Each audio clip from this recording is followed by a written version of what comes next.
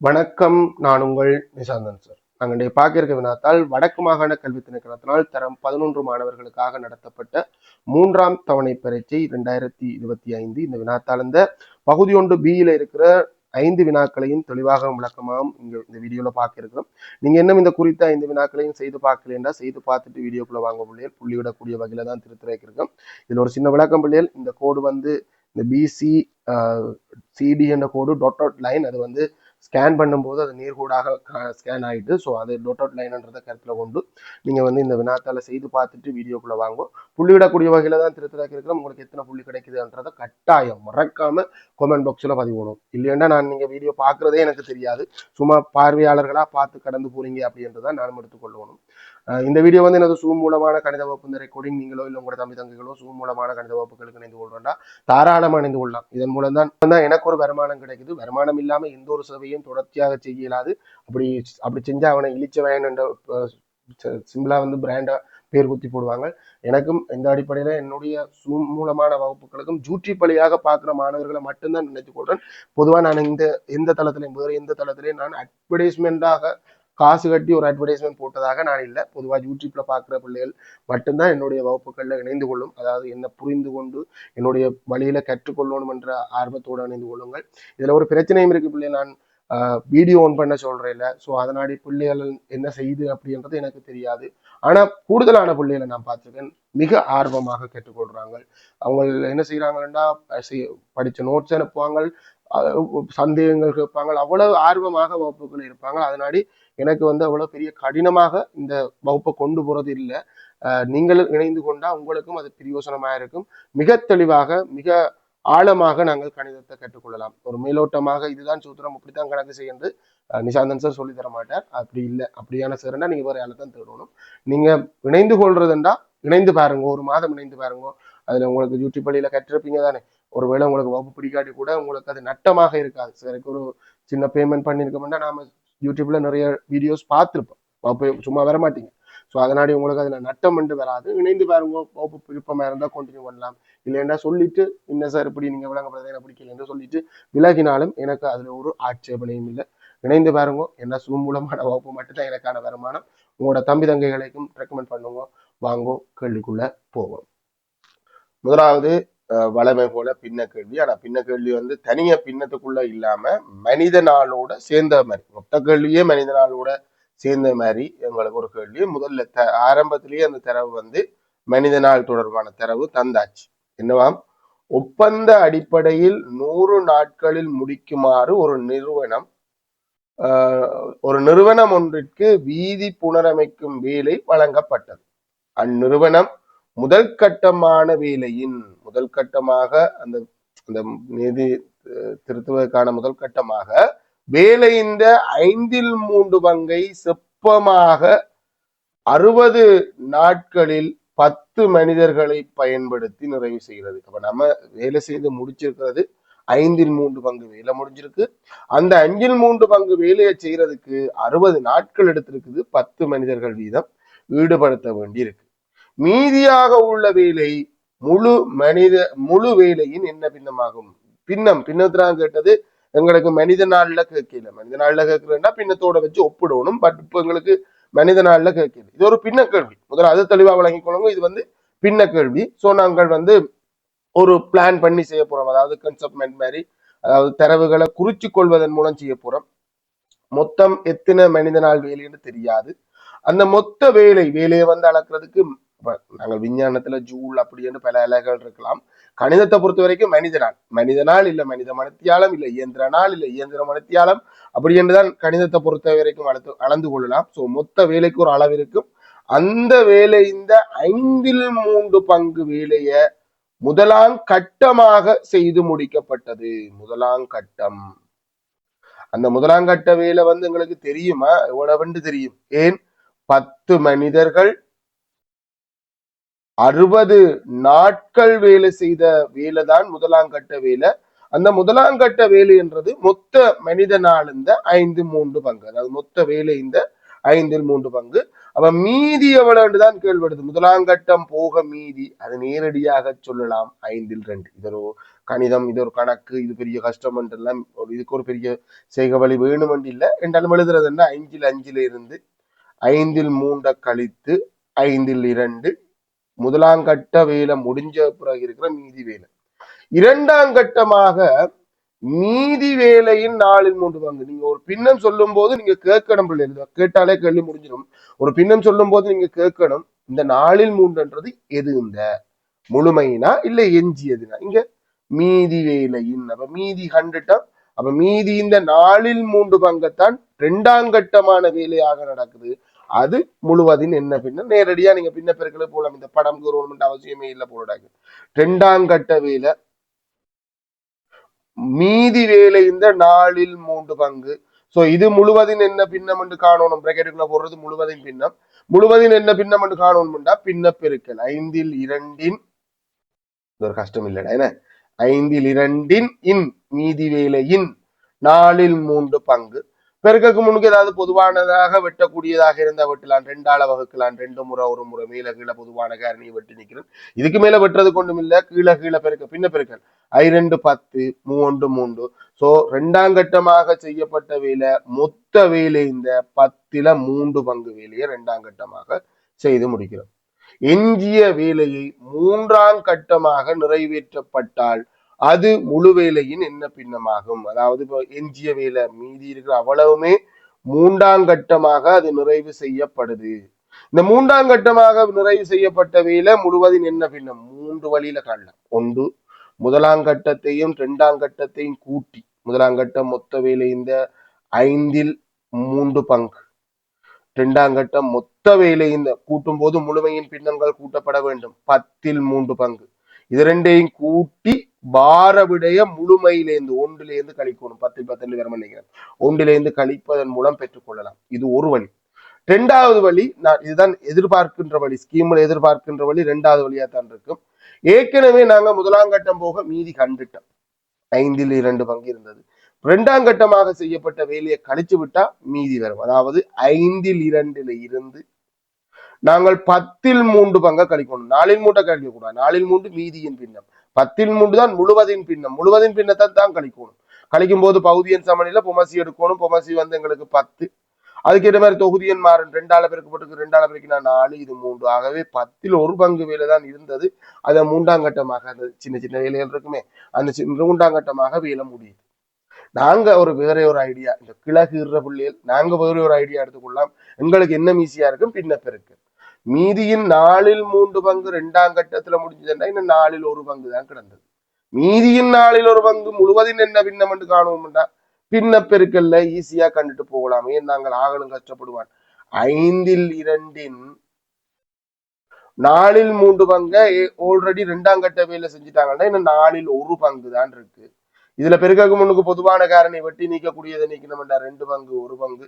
ஆகவே இங்க 10/1 10/1 தான் மூன்றாம் கட்டமாக செய்யப்பட்டது. சரி, இதை எழுதலாம், தாராளமா எழுதலாம். கணிதம் நீங்க செய்க வழி சரியான செய்க வழி தான் போட்டிருக்கீங்க. செய்முறை வேணும். இப்ப நேரடி விடைக்கு ஒவ்வொரு மார்க்ஸ் தான் வரும். அப்ப செய்முறை நீங்க 3 எதுவும் போட்டுக்கணும். குறித்த வேலையானது இரண்டாம் கட்டமாக 20 மனிதர்களாலும் மூன்றாம் கட்டமாக 25 மனிதர்களாலும் செய்யப்பட்டது. அப்ப முதலாம் கட்டத்துல வேலை செய்தாக்கள் எண்ணிக்கை 10 பேர், இரண்டாம் கட்டத்துல வேலை செஞ்சாக்கள் எண்ணிக்கை 20 மனிதர்கள். 20 மனிதர்கள் எத்தனை நாள் என்று தெரியாது. 20 மனிதர்கள் வேலை செய்யும், அதை நாளை கண்டுபிடிக்க வேண்டி வரப்போகுது. மூன்றாம் கட்டமாக வேலை செய்த மனிதர்கள் 25 மனிதர்கள் வேலை செய்யும். இவை எத்தனை நாள் வேலை செய்த வேண்டிய நாங்க காணும். வேலை செய்த நாட்கள் நினைக்கிறது வேலை இந்த அளவு தெரியும். வேலை இந்த அளவு எப்படி காணலாம்? நாங்கள் எங்களுக்கு தெரிந்ததை வச்சு கொண்டு தான் இதை ஒப்பிடணும். முதல் நமக்கு தெரிஞ்சது என்ன? முதலாம் கட்ட செய்த வேலை இந்த அளவு தான் தெரியும். முதலாம் கட்ட வேலை இந்த அளவு நாங்கள் 10 மனிதர்கள் 60 நாள் என்று வச்சிருந்த வேலை இல்ல, பெருக்கி 60 மனித நாள் அப்படின்னு நாங்க கொண்டு வரணும். இல்லைன்னா எங்களுக்கு அது சரி வராது. ஒப்பிட போறோம். முதலாம் கட்டமாக வேலை செய்த மனிதர்கள் எண்ணிக்கை 10 மனிதர்கள் 60 நாள் வேலை செய்தவங்க. சோ அந்த முதலாம் கட்ட வேலை என்றது 600 மனித நாள், 600 மனித நாள் வேலை. இப்ப அந்த வேலையை வச்சுக்கொண்டு 2-3 விதமா செய்யலாம் பிள்ளைகள். நம்ம சரியா செய்யறோம்டா மொத்த வேலை இந்த அளவை காணும். ஐந்தில் மூன்று பங்கு வேலை 600 மனித நாள் என்று சொன்னால் மொத்த வேலை என்ன? ஒப்பிட்டு மொத்த வேலையை கண்டுவோம். ஐந்தில் மூன்று பங்கு வேலை, அந்த முதலாம் கட்டமாக செய்யப்பட்ட வேலை என்றது ஐந்தில் மூன்று பங்கு வேலை. ஐந்தில் மூன்று பங்கு வேலை 600 மனித நாள் அப்படின்னு சொன்னா மொத்த வேலைன்றது ஐந்தில் ஐந்து பங்கு. மூன்றால பிரிச்சு ஐந்தால பெருக்கணும். மூன்றால பிரிச்சு அஞ்சால பெருக்கினா நமக்கு விட தெரியும். மூன்றால வகுத்த 200, 200 அஞ்சால பெருக்கினா 1000 மனித நாள் வேலை தான் மொத்த வேலை மனித நாள். சரிதானே? இப்ப 1000 மனித நாள் வேலை என்றது நமக்கு மொத்த வேலை தெரிஞ்சா மொத்தத்தை காண்பதன் மூலம் எனக்கு இரண்டாம் கட்ட வேலையை காண்றது சுகம். கொஞ்சம் கொஞ்சமா வர தேவையில்லை. இது 600 போனா இது 400, 400 இந்த நாளில் மூன்று பங்கு 300 அப்படி வராம நேரடியா வரலாம். 1010 மூன்று பங்கு வேலை இரண்டாம் கட்ட வேலை. அப்ப இரண்டாம் கட்ட வேலையை முதல் காணுவோம். இரண்டாம் கட்டமான வேலை இந்த அளவு மொத்த வேலை இந்த 1000 மனித நாள் வேலை மொத்த வேலை இந்த இரண்டாம் கட்ட வேலை என்றது இதுல போட்டு வச்சுக்க முடியாது. மொத்த வேலை இந்த இரண்டாம் கட்ட வேலை 10/3. நீ கொஞ்சம் கொஞ்சமா வராம நேரடியாக முழு வேலையின் பின்னமாக பக்கத்துல போட்டு வச்சுக்கோம். அதை பயன்படுத்துறேன். 10/3 பங்கு வேலை இரண்டாம் கட்ட வேலை அது எவ்வளோடா நேரடியா வர போகுது. நீங்க சுத்தி வராம 300 மனித நாள். சரி, இந்த 300 மனித நாள் வேலையையும் எத்தனை மனிதர்கள் மேற்கொள்றீங்க? இரண்டாம் கட்ட வேலையில எத்தனை மனிதர்களை ஈடுபடுத்துறேன்? 20 மனிதர்களை. சோ 20 மனிதர்களுக்கு தேவையான நாட்கள் அந்த 300 நான் 20 மனிதர்களை கொண்டு செய்யறேன்டா 20ஆல டிவைட் பண்ணும், பிரிப்பேன், 20 பேருக்கு பிரிச்சு கொடுப்பேன். சோ ஒரு மனிதன்ல எத்தனை நாள்ல முடிஞ்சிடும்? ஆகவே தனித்தனியா எல்லாரும் 15 நாள்ல தங்களோட வேலையை முடிச்சிருக்கோம். மொத்தமா 15 நாட்கள்ல இரண்டாம் கட்ட வேலை முடிஞ்சிடும். அதே மாதிரி இப்ப நமக்கு திரும்ப அடுத்த வேலை இருக்கு.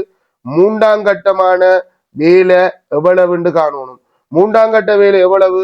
மொத்த வேலை இந்த 10 பங்கு. இதை வேற மாதிரியும் காணலாம். 600, 300 போக 1000 கழிச்சும் காணலாம். என்ன மொத்த வேலை இந்த 10 பங்கு வேலை மூன்றாம் கட்டம். அது 100 மனித நாள் வேலை. இந்த 100 மனித நாள் வேலையையும் 25 மனிதர்களை கொண்டு ஈடுபடுத்த போறேன். 25 மனிதர்களுக்கு தேவையான நாட்கள் அப்படின்னு சொன்னா 100 25 பேருக்கு டிவைட் பண்ண போறேன். 25 பேருக்கு பிரிச்சு கொடுக்க போறேன். 4 நாள்லயே இந்த வேலையை முடிச்சிருவாங்க. சோ மொத்த நாட்கள், மொத்தமாக எனக்கு எடுத்த நாட்கள், மொத்த நாட்கள். முதலாம் கட்ட வேலை எத்தனை நாள்ல முடிஞ்சது? 60 நாள்ல முடிஞ்சது. மறந்துடக்கூடாது. முதலாம் கட்ட வேலை 60 நாள்ல முடிஞ்சது. இதுல எல்லாம் போட்டு வச்சுக்கோ. இதெல்லாம் கண்டுபிடிச்சிட்டோம். இது எங்களுக்கு மொத்தமா 15 நாட்கள்ல முடிஞ்சது. இது 4 நாட்கள்ல முடிஞ்சது. முதலாம் கட்ட வேலை 60 நாள் எடுத்தது. இரண்டாம் கட்ட வேலைக்கு 15 நாள் எடுத்தது. மூன்றாம் கட்ட வேலைக்கு 4 நாள் எடுத்தது. இவ்வளத்தையும் கூட்டணும். 60, 15 நாள், 60, 15, 75, 75 நாளும் மொத்தமா 79 நாள்லயே வேலை முடிஞ்சு. 79 நாட்கள்லயே வேலை முடிஞ்சு. இந்த 79 பிளான் பண்ணினது இந்த வேலையை நீங்க எத்தனை நாள்ல முடிக்கணும்னு சொல்லி கொடுத்தவங்க 100 நாள்ல முடிச்சா போதும் தான் சொல்லி கொடுத்தவங்க. நாங்கள் 75 நாட்கள்லயே முடிச்சிட்டோம். கேட்ட கேள்வி என்ன கேட்டது? இந்நிறுவனத்தினால் குறிப்பிட்ட நாட்களில் நிறைவேற்ற முடியுமா? ஆம். இது செகண்ட் பார்ட் டைப்ல வருது. வரக்கூடாது இல்லை, ஆம். ஏன் என்று சொன்னா 79 நாள்லயே எங்களால முடிக்கக்கூடியதா இருந்தது. 79 என்பது 100 விட சிறியது. அதனாடி நாங்கள் சொன்ன நேரத்துக்கு முன்னுக்கே வேலையை முடிச்சிட்டோம். ஆம் இல்லைன்னா நிறைவேற்ற முடியும், அதுவும் முக்கியம். சரி, இது இந்த சரியான புள்ளித்திட்டம் எனக்கு இன்னும் கிடைக்கல. புள்ளித்திட்டம் என்பது ஆசிரியர்களுக்கும் மாணவர்கள் அனைவருக்கும் நியாயமாக கிடைக்கணும் என்றதுக்காக வழங்கப்படுவது.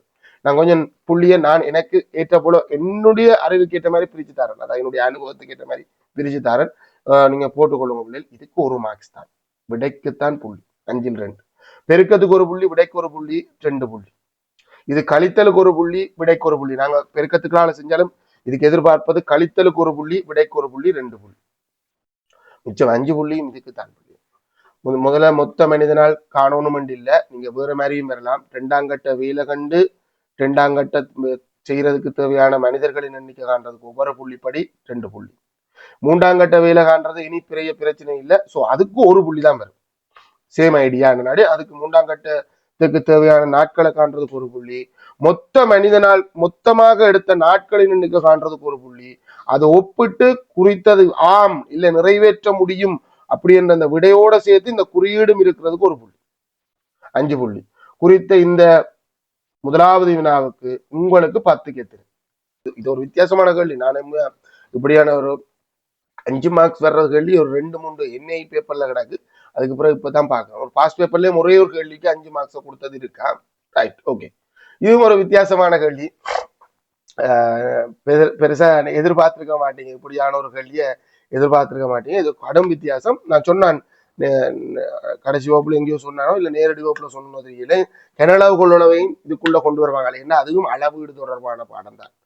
தூர நேர விரைவு எப்படி அளவீடு தொடர்பான பாடமோ அதே மாதிரி கனளவு கொள்ளளவு, அதாவது நீர் பாயிர வீதம், அதுவும் அளவீட்டுல மிக முக்கியமான செகண்ட் பார்ட்ல வராத ஒரு கேள்வி. அப்ப அதையும் நீங்க எதிர்பார்க்கலாம்னு சொன்னா ஃபைனல் எக்ஸாமுக்கும் இதே மாதிரி டைப்ல நீங்க எதிர்பார்க்கலாம். அந்த எதிர்பார்ப்புல தான் நீங்க போட்டிருக்கீங்க வடக்கு மாகாணத்துக்காரரா. ஃபைனல் எக்ஸாம் பேப்பர்ல நீங்க கனளவு கொள்ளளவை எதிர்பார்க்கலாம். இப்படி ஒரு வித்தியாசமான கேள்வி செஞ்சு பாருங்கோ அந்த அடிப்படையில தான் இதை இந்த கேள்வியை போட்டிருக்கேன். Right, okay. ஏபிஐ விட்டமாக கொண்ட அரைவட்ட பகுதியையும், ஏபி கொஞ்சம் படங்கள்லாம் சின்னதா போயிட்டு, ஏபிஐ விட்டமாக கொண்ட அரைவட்ட பகுதியையும் முக்கோணி ஏபிடியையும் இணைத்த, முக்கோணி ஏபிடி இது ஏபிடி, இது ரெண்டையும் இணைத்த கூட்டுரு காட்டப்பட்டுள்ளது. இதுதான் உருவம். இது நான் நினைக்கிறேன் டொட் லைன்ல இருந்தது. எனக்கு இந்த ஸ்கேன் பண்ணும் போது அது நேர்கோடாக வந்துட்டது போல எனக்கு. இந்த 2 பேரும் தான் கூட்டுரு, அரைவட்டமும் இந்த முக்கோணமும் தான் கூட்டுரு. இவர் வெளியில இருக்கிறன்னு நினைக்கிறேன். பாப்போமா, முக்கோணி ஏ பி டியின் பரப்பளவு, முக்கோணி ஏ பி டி, அதாவது நான் நிறந்தீட்டி காட்டுறேன் பிள்ளைகள், இந்த முக்கோணத்தின் பரப்பளவை தான் சொல்லுவது. இந்த முக்கோணத்தின் பரப்பளவு தான் 42 சென்டிமீட்டர் வர்க்கம். அழகப்புற கருத்துல கொள்ளலாம். எல்லாம் சென்டிமீட்டர்டா அவர் சென்டிமீட்டர் வர்க்கத்துல வருவார். அதே மாதிரி சிடி இந்த நீளம், சிடி என்றது இங்க இருக்கிற செங்குத்து தூரம். சிடி இந்த நீளம் 6 சென்டிமீட்டர் ஆகும். முதலாவது கேள்வி, ஏபியின் நீளத்தை காண்க. நமக்கு தெரிந்த தரவு பரப்பளவு, முக்கோணத்தின் பரப்பளவு. அந்த முக்கோணம் எப்படிப்பட்ட முக்கோணமா இருக்கு? ஒரு இங்க பார்த்தா குறுங்கோண முக்கோணம் மாதிரி இருக்கு இல்ல, ஆனா அது ஒரு விரிகோண முக்கோணம். ஏன்னா செங்குத்து உயரம் வெளியில வரும். ஒரு முக்கோணத்தின் பரப்பளவை வச்சுக்கொண்டு நாங்கள் ஏபி இந்த நீளத்தை காணணும்டா ஏபிஆர் என்று தேடணும். ஏபிஆர்ன்றதுக்கு முன்னுக்கு வேறு என்ன பக்க நீளம் உனக்கு இந்த முக்கோணம் தொடர்பாக தெரியுமெண்டா, இந்த முக்கோணத்துல செங்குத்து உயரம் தெரியும். என்ன சார் சொல்றீங்க, எங்க சார் செங்குத்து உயரம் இருக்கு, வீல இருந்து எங்க சார் செங்குத்து உயரம் இருக்குன்னு நீங்க கேட்டா, ஒரு முக்கோணத்துக்கு 3 செங்குத்து உயரம் இருக்கு. ஒவ்வொரு உச்சியில இருந்தும் எதிர்பக்கத்துக்கு செங்குத்து வரையலாம். அந்த அடிப்படையில டியில இருந்து எதிர்பக்கத்துக்கு வரைந்த செங்குத்து வெளியில சந்திக்குது. விரிகோண முக்கோணத்துக்கு வெளியில போகும். செங்கோண முக்கோணத்துக்கு செம்பக்கம், செங்கோணத்தை ஆக்குகின்ற பக்கங்களாக இருப்பேன் 2 செங்குத்துயரம் ஒரு ஆள் உள்ளே இருப்பார். ஆகவே இவர் தான் அந்த செங்குத்துயரம். விரிகோண முக்கோணத்துல இவர் அடி, அவர் செங்குத்துயரம். நீ மொத்தமாக ஏசிய அடியாக எடுத்தியண்டா, ஏசிய அடி என்று எடுத்தியண்டா அது ஏடிசி என்ற முக்கோணத்துக்கு அடி. எனக்கு என்னுடைய முக்கோணத்துக்கு இவர் ஏபி அடி. ஆகவே பரப்பளவை வச்சுதான் காண போறேன். முக்கோணத்தின் பரப்பளவு சமன் அரைதர அடிதர செங்குத்துயரம் சூத்திரம். எனக்கு முக்கோணத்தின் பரப்பளவு 42 சென்டிமீட்டர் வர்க்கம் அழகா கொண்டு வரையில. சென்டிமீட்டர் சம்பந்தமாக நீளகலம் எல்லாம் இருக்கின்ற பட்சத்துல பரப்பளவு சென்டிமீட்டர் வர்க்கத்துல வரும். அழகா உள்ள கொண்டு நான் கஷ்டப்படுவேன். அரைதான் அடி தெரியாது, அதைத்தான் தேடி வாரன். செங்குத்துயரம் 6, இதுல வெட்டக்கூடியதா இருக்கு, இங்கேயே வெட்டிடுறேன். இல்லையண்டா பெருக்கு வேற அங்கால போய். சோ ஏபி சமன் இந்த 3 அங்கால போய் வகுக்கு 42 3ஆல வகுத்தால் 14 சென்டிமீட்டர் என்று வரும் ஏபி இந்த நீளம். அதாவது அரைவட்டத்தின் விட்டம். அரைவட்டத்தின் விட்டம் இந்த 14 கண்டுபிடிச்சிட்டு கூட பிளவுறதுக்கான வாய்ப்பு இருக்கு. என்னண்டா அரைவட்டத்தின் பரப்பளவுக்கான சூத்திரம், அரைவட்டத்தின் பரப்பளவுகள் வருது. அரைவட்டத்தின் பரப்பளவுக்கான சூத்திரம் அரைவட்ட பரப்பளவு, முழுவட்டத்தின் பரப்பளவு பையார் வர்க்கம், அது அரைவாசி. அரை தர பையார் வர்க்கம் ரெண்டும் சரி. முன்னுக்கு அரையை போட்டாலும் சரி, பின்னுக்கு போட்டாலும் சரி. நாங்க பின்னுக்கு போடுறோம். நாங்க என்ன சூத்திரம் புதுசா பாடமாக கூடாது. பை 22 கீழே 7. இப்ப அவசரத்துல என்ன செய்வான்டா, அரைவட்டம் கவனம் எடுத்துக்கொள்ளணும். 14 போட்டுருவான். 7 எனக்கு இங்கதாங்க கண்டுபிடி. அரைவட்டத்துல இந்த பிரச்சனை வரும். இதுல 7 தான் 6. அப்ப 7 தர 7 தர அரை. இதுல வெட்டக்கூடியதுன்னா 7 மேலும் வெட்டுப்படும். அதே மாதிரி 2ம் 22 வெட்டுப்படும். 2ஆல 11 முறை இன்னும் 2 பேர் பெருக்க இருக்கு. ஒரு 11 7 பெருக்க கிடக்கு. பெருக்கினா விட வரும் 77 சென்டிமீட்டர் வர்க்கம் எங்களுக்கு அரை வட்டத்தின் பரப்பளவு. இந்த கூட்டுருவு இந்த பரப்பளவு இந்த முக்கோணத்தை கருத்துல கொள்ற பிள்ளைகள் அவர் தெளிவா சொல்லி இருக்கிறார். இந்த அரைவட்டமும் இந்த முக்கோணமும் சேர்ந்ததுதான் கூட்டுரு. நான் நினைக்கிறேன் இது டொட் லைன்ல இருந்தது. ஸ்கேன் பண்ணும் போது நேர்கோடாக மாறிட்டுன்னு நினைக்கிறேன். அது கொஞ்சம் சின்ன மெல்லிய கோடு இருந்தது. அதை கிளியர் பண்ணி அது டொட் லைன் இல்லாம மாறிட்டு அடிப்பரப்பு இது அதான் அவ்வளவு அந்த கல்வி முடிஞ்சு வீக்கள் இங்க வந்துட்டு அடிப்பரவு 2 மீட்டர் வர்க்கம். அதாவது இந்த அடிப்பரப்புன்றது ஒரு உருளை என்று எடுத்தோம்டா சீரான குறுக்குவெட்டு முகத்தை கொண்டதா இருக்கும். அந்த அடிமுகத்து இந்த பரப்பளவு 2 மீட்டர் வர்க்கம். அது எப்படி சார் கண்டாங்களா? அது நமக்கு தேவையில்லை. இன்னமும் கண்டுட்டாங்க. 2 மீட்டர் வர்க்கமும் 2 மீட்டர் உயரவுமாக உள்ள உருளை வடிவ தாங்கி நீரினால் முற்றாக உள்ளது, நிரம்பி உள்ளது. தாங்கியின் கொள்ளளவை லீட்டரில் காங்க. முதல்ல தாங்கிக்குள்ள இருக்கிற கொள்ளளவுண்டா அதுக்குள்ள நீர் முழுமையாக இருக்கணும் இல்லை. நீர் பாதியாக இருந்தாலும் அந்த தாங்கி கொள்ளக்கூடிய நீர் இந்த அளவு. அந்த தாங்கி முழுமையாக நிரப்ப இங்க முழுமையாகத்தான் நிரப்பப்பட்டிருக்கு. சோ நீர் இந்த கனளவை கண்டாலும் சரி, நீர் என்ன வடிவத்தில் இருக்கு? உருளை வடிவத்தில் இருக்கு. உருளை இந்த கனளவுக்கான சூத்திரம் பையார் வர்க்கம் H. ஆனா இது தேவையில்லை. இது அரியத்து இந்த சூத்திரத்திலேயே வேலை செஞ்சிடும். அடிப்பரப்பு தர உயர். சரி, நீங்க உங்களோட வடிவத்துக்கு வர்றா உருளையின் கனளவு சமன் பையார் வர்க்கம் H என்று வச்சுக்கொள்வோமே. பையார் வர்க்கம் சேர்த்து தெரியும். அதாவது அடிப்பரப்பு தெரியும். அது எப்படி எது யாரு அது தேவையில்லை. 2 மீட்டர் வர்க்கம் உயரம் 2 மீட்டர். சோ பெருக்கினா 4 மீட்டர் கனம் என்று வரும். நம்ம 9ஆம் ஆண்டுல படிச்சுக்கோம் பிள்ளைகள். ஒவ்வொரு மீட்டர் கனமும் தரம் 9. 1 மீட்டர் கனம் 1000 millilitre. Sorry 1000 litre. 1 metre கனம்ன்றது 1000 லிட்டர். அது 1 மீட்டர் கனம்னா என்ன சார்? 1 மீட்டர் நீளம், 1 மீட்டர் அகலம், 1 மீட்டர் உயரம் இருக்கிற ஒரு பெரிய தொட்டி. பெரிய தொட்டி நல்ல பெருசு வரும். அதுக்குள்ள 1000 லிட்டர் நீர் கொண்டு. இது சர்வதேச அலகு SI அலகு முறை என்ற அந்த மாற்றத்துக்கு பிறகுதான் அதுக்கேற்ற மாதிரி தான் லீட்டர் என்றது டிவைன் பண்ணப்பட்டது. ஒரு சென்டிமீட்டர் கனம் என்பது 1 மில்லி லீட்டராக இருக்கு மாதிரி தான் மில்லி லீட்டர் வரையறம் செய்யப்பட்டது. அப்ப சரியா இருக்கு. அந்த அடிப்படையில 4 மீட்டர் கனம்ன்றது அப்ப 4000 லிட்டர் நீர் இந்த தொட்டிக்குள்ள நிரப்பலாம். இருக்கிறது முழுமையாக இருக்கு. ஆகவே 4000 லிட்டர். நிமிடத்துக்கு 100 லிட்டர் நீரை சீராக பாய்ச்சல் வீதத்தில் வெளியேறும் சீரான பாயுது. இப்ப நாங்கள் இதுல ஒரு ஓட்டையை போட்டு நீரை வெளியேற்றினா முதல்ல ஸ்டார்ட்ல நல்ல ஸ்பீடா போகும், நல்ல ப்ரெஷரா போகும். என்னன்னா நீ தொட்டிக்குள்ள நிறைய நீர் இருக்கிறதால. பிறகு கடைசியா பார்த்தோம்னா கொஞ்சம் ஸ்லோவா போகும். இதை தவிர்த்து கொள்றதுக்கு நாங்கள் என்ன செய்யலாம்னா இந்த ஒரு பைப்பை போட்டு உறிஞ்சி விடலாம். இல்லைன்னா ஒரு மோட்டரை போட்டு சீராக போற மாதிரி மோட்டரால உறிஞ்சிடும் அப்படின்னு வச்சுக்கொண்டா சீராக உறிஞ்சப்படும். நீர் குழாய் மூலம் தாங்கியில் முற்றாக வெளியேற எடுக்கும் காலம் 1 நிமிடத்துக்கு 100 லிட்டர். அதாவது 100 லிட்டர் வெளியேறதுக்கு 1 நிமிடம் எடுக்குது. 4000 லிட்டருக்கு எவ்வளவு? நேரடியாக போகலாம். 4100 வகுத்தால் வரும். இல்ல நான் உங்களுக்கு நேர்வீத சமன்ல செய்து காட்டுறேன். 100 லிட்டருக்கு 1 நிமிடம் 40 நிமிடம் அவ்வளவுதான். 4000 லிட்டருக்கு எவ்வளவு? நேர்வீத சமன்ல பார்த்தாலும் சரி, 4100 வகுத்து விட்டாலும் சரி, 4000த்துல எத்தனை 100 இருக்குன்னு பார்த்தா 40 இருக்கு. 40 நிமிடம் எடுக்கும். இங்க மணித்தியாலத்துல போடணும் இல்ல, வீதம் மணித்தியாலம் கிலோ 2 அலகு இல்லை, எந்த அலகுலையும் போகும். சரி, அவ்வளவுதான் பிள்ளைகள். புள்ளித்திட்டத்தை சொல்றேன்னு கொஞ்சம் கவனிங்க. இந்த முக்கோணத்து இந்த பிறப்புல வச்சு இந்த 14 எடுக்கிறதுக்கு கொஞ்சம் கஷ்டப்பட்டிருக்கலாம். ஆனா அதுக்கு 2 புள்ளி தான் பிள்ளைகள். சூத்திரத்துல பிரதிறதுக்கு 1 புள்ளி, விடைக்கு 1 புள்ளி, 2 புள்ளி தான் வரும். அதே மாதிரி இதுல பிரதிறதுக்கு 1 புள்ளி, விடைக்கு 1 புள்ளி, 2 புள்ளி தான் வரும். ரைட். ஆனா இதுல நான் இதுக்கு உங்களுக்கு 1 புள்ளி கூட தாரண்டா. எதுக்குண்டா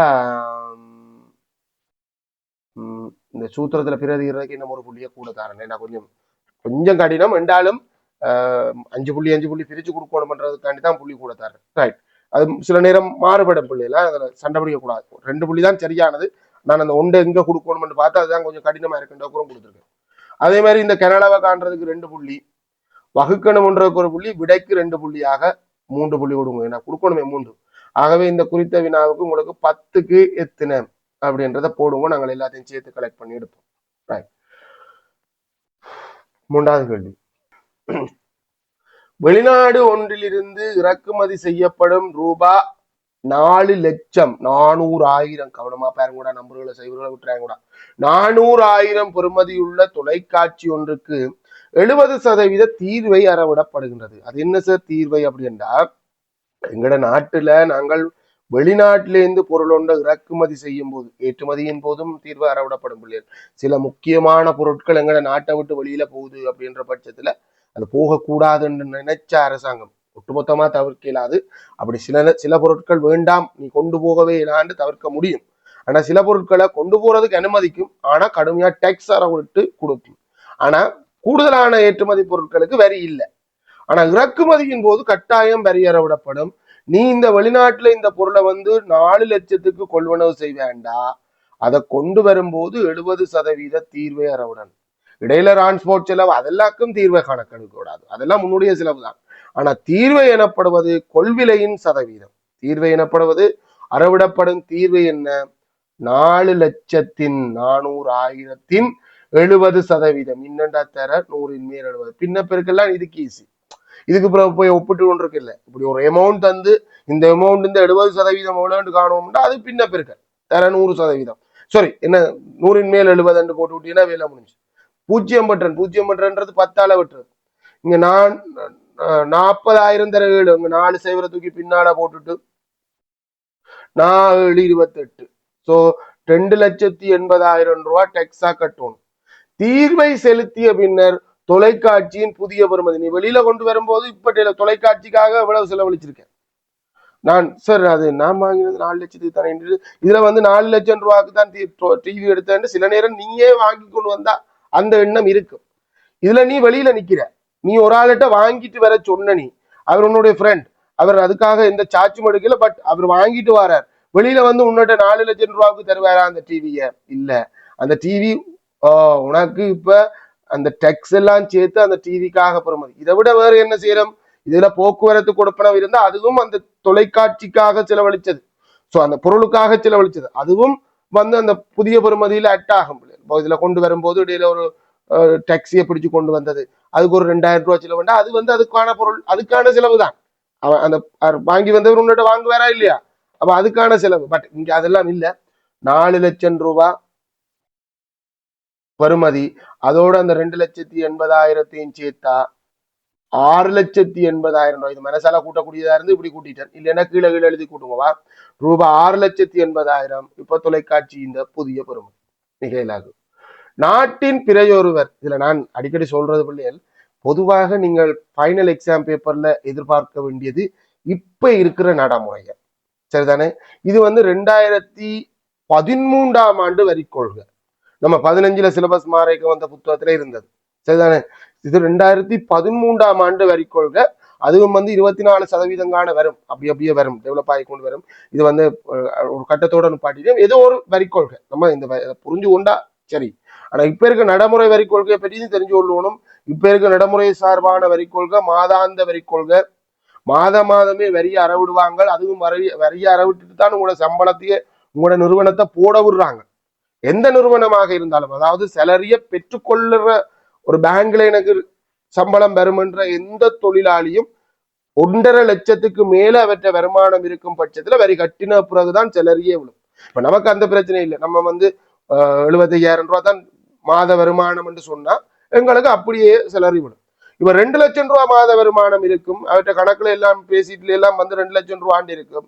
ஆனா அவருக்கு டேக்ஸ் அறவிட்டு ஒரு 2 லட்சத்தை விட குறைச்சித்தான் விடுவாடும். அந்த மீதி இருக்கிற 50,000க்கு தான் வரி அறவிடப்படும். ஆனா அதையும் நீங்க நடைமுறை சார்பாக தெரிஞ்சு வச்சு கொள்ளணும். பொதுவான ஃபைனல் எக்ஸாம் பேப்பர்ல கேட்கிறேன்டா இந்த பழையது கேட்க மாட்டாங்க. சரி, இது வேற ஒரு நாட்டு வரி எடுத்து அப்படி கல்வியும் கேட்கலாம், அப்படி யோசிக்கலாமா. நாட்டின் பிறையொருவர் தனது வருமானத்துக்கு, சில நாடுகள் எல்லாம் மொத்த வருமானத்துக்கு யாராவிடுது, பெரிய வளர்ச்சி அடைந்த நாடுகள் எல்லாம் அது 1 ரூபாவா இருந்தாலும் வருமான வரி கட்டணும். நமக்கு அப்படி இல்லை. முன்னுக்கு பெரிய ஒரு தொகைக்கு வரி விலக்கு கொடுக்குறாங்க. எவ்வளவு? 5 லட்சத்துக்கு வரி விலக்கு வழங்கப்படுது. அடுத்த 5 லட்சத்துக்கு 4%, அடுத்த 5 லட்சத்துக்கு 8%, அதற்கு மேல் இருக்கு அவ்வளவுக்குமே 12% விட்டுட்டாங்க. இப்ப வரி செலுத்தும். அட்டவணைக்கேற்ப விட சொல்லுங்க. ரமேஷ் எவ்வளவு வருமானம்? 1 மில்லியன், அதாவது 10 லட்சம் வருமானமாக பெற்றால் அவர் செலுத்த வேண்டிய வரித்தொகை, இந்த 10 லட்சத்தை நாங்க 2 கட்டமாக பிரிக்கணும். முதல் கட்ட 5 லட்சம். ஏன்னா இந்த 5 லட்சம் என்று கதைச்சாதான் அது நடைமுறை சார்பான தமிழுக்கு வரும். அப்பதான் நாங்க லட்சம் கோடி என்று தானடா இன்னும் ஊர் வழியை கதைக்கிறோம். இந்த வரி கொள்கையும் அந்த லட்சம் கோடியை கருத்துல கொண்டுதான் போட்டிருக்காங்க. சோ நம்ம இந்த லட்சம் என்று சொன்னாதான் இலட்சம் என்று வரும் நினைக்கிறோம். இலட்சம் என்று சொன்னாதான் நமக்கு இது பிடிபடும். இந்த முதல் 5 லட்சத்துக்கு எது விதமான வரியும் இல்லை, 0%. ஆனா இதுக்கு 4%. அப்ப இவர் கட்ட வேண்டிய, ரமேஷ் கட்ட வேண்டிய வரி இந்த 5 லட்சம் ரூபாவுக்கு தான். அதுக்கு 4% கட்டணும். 5 லட்சத்தின் 4%, 20,000 ரூபாய் இவர் வரியாக கட்டணும். அதுக்காண்டி இப்ப ரமேஷ் 10 லட்சம் ரூபாய் 20,000, அப்ப சுரேஷ் 20 லட்சம் 40,000 இல்ல, அது வேற திரும்ப கால்குலேட் பண்ணணும். இது எங்கட மற்ற வருமானம் மாதிரி செய்யலாது, மற்ற வரி மாதிரி செய்யலாது. இது திரும்ப கணிக்க வேண்டும். கரண் செலுத்திய மொத்த வரி ரூபா 1,08,000 ஆகும். அவரது வருமானத்தை காண்க. அதாவது இப்படி இருக்கிற கேள்வி ரொம்ப கஷ்டம். நீங்க வருமான வரியில இதைத்தான் நீங்க கவனமா கையாளணும். இதுக்கு ஒரு பட்டனா போட்டுரு. அவர்கிட்ட வருமானமும் தெரியாது, அது அவர் எந்த வரி சதவீதத்துக்குள்ள மாட்டுப்பட்டாருன்னு தெரியாது, அவர் மொத்தமா கட்டின வரிதான் தெரியும் ஒழிய பகுதி பகுதியா தெரியாது. 3 அட்டவணை போட்டு ஓண்டாவா முதல் 5 லட்சம் ரூபாய் இவர் வருமானம் உழைச்சிருப்பாருண்டா ஓம். ஏன்னா முதல் 5 லட்சம் உழைச்சதாலதான் இவர் வரி கட்ட வேண்டிய ஒரு ஆளாகவே மாறுற. ஆனா அதுக்காக எந்த விதமான வரியுமே இல்லை, 1 ரூபா வரி கூட இல்லை. அடுத்த 5 லட்சம் உழைச்சிருக்கிறாரா அப்படின்னு செக் பண்ணு. நாம இப்பதான் பாத்துறாங்க. அடுத்த 5 லட்சம் ரூபாய் உழைச்சா 4% வரி கட்டணும், 20,000 ரூபாய் வரி கட்டணும். இவர் 20,000க்கு மேல கட்டின ஒரு ஆள். ஸோ அடுத்த 5 லட்சம் வருமானமும் இவருக்கு இருக்கு. அடுத்த 5 லட்சம் உழைச்சிருக்கிறாரா அப்படின்னு பார்க்கணும். அடுத்த 5 லட்சத்துக்கு 8% வரி, 4% 20,000 ரூபாய், 8% 40,000 ரூபாய், மொத்தமா பார்த்தா 60,000 ரூபாய் வரி கட்டியிருக்கணும், இல்ல அதுக்கு மேல கட்டியிருக்கார். ஸோ அடுத்த 5 லட்சமும் இவர் உழைச்சிருக்கார். அடுத்து அதுக்கு மேல இருக்க எல்லாத்துக்குமே 12%. நாங்க இப்படியே டெவலப் பண்ணி போயிட்டு கடைசியா நாங்க பார்க்கணும். ஆனா இதுக்கு மேல இருக்கிற அவ்வளவுக்குமே 12%. இவர் மொத்தமாக கட்டின வருமான வரி எவ்வளவு? 1,08,000 ரூபாய் மொத்தமா வரி கட்டினவர். சோ 3ஆம் கட்டம் இல்ல 4ஆம் கட்ட வருமானத்துக்காக இவர் செலுத்திய வரிய முதல்ல 4ஆம் கட்ட வருமானத்துக்காக இவர் செலுத்தின வரி எவ்வளவு அப்படி காணணும். 1,08,000 இருந்து இந்த ரெண்டும் சேர்ந்து அவ்வளவு வந்தது 60,000 கழிக்கணும். 60,000 கழிச்சா 48,000 4ஆம் கட்ட வருமானத்துக்காக 48,000 ரூபாய் வரி கட்டியிருக்காரு. இந்த 48,000 4ஆம் கட்ட வருமானத்தின் 12%. சோ 4ஆம் கட்ட வருமானத்தை நீ எக்ஸென்ட் எடுத்து ஒரு சமன்பாடு போட்டு 4ஆம் கட்ட வருமானத்தை காணலாம், ஈஸியா ஒப்பிட்டுட்டு போகலாம். 12% அந்த 4ஆம் கட்ட வருமானத்தின் 12% 48,000 ரூபான்னு சொன்னால் 4ஆம் கட்ட வருமானம் அவ்வளவு 100% அவ்வளவு. மொத்தம்ன்றது 100%.